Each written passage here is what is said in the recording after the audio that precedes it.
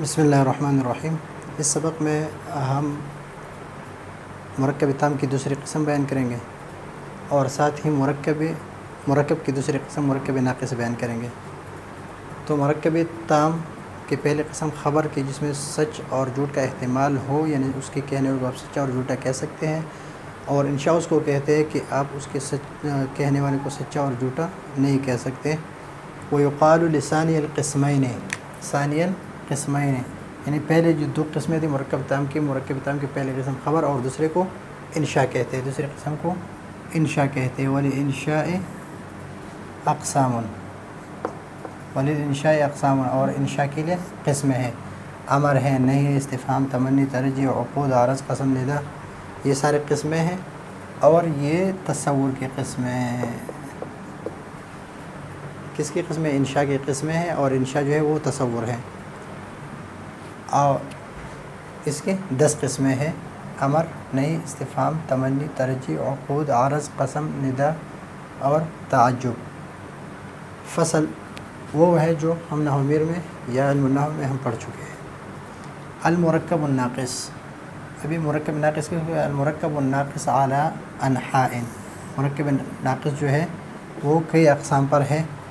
ایک ہے مرکب تقییدی،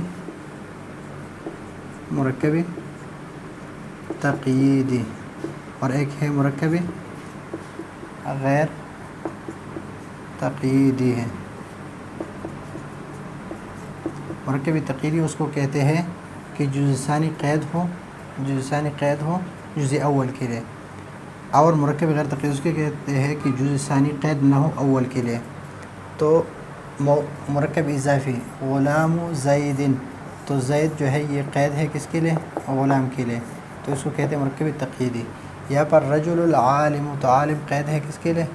رجل کے لیے، تو اس کو کہتے ہیں رجل عالم، اس کو تقییدی کہتے ہیں۔ اور 11 سیبوئی،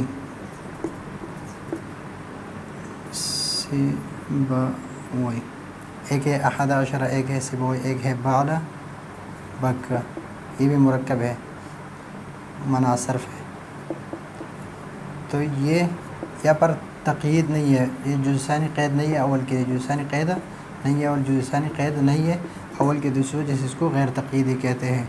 ومنها المرکب الغیر تقییدی، اور مرکب غیر تقییدی کی 3 قسمیں یہ ہے، اور ایک ہی فی الدار جو ہے فی اور دار، اس میں جزء ثانی جو ہے جزء اول کے لیے، جزء اول جزء ثانی کے لیے قید نہیں ہے۔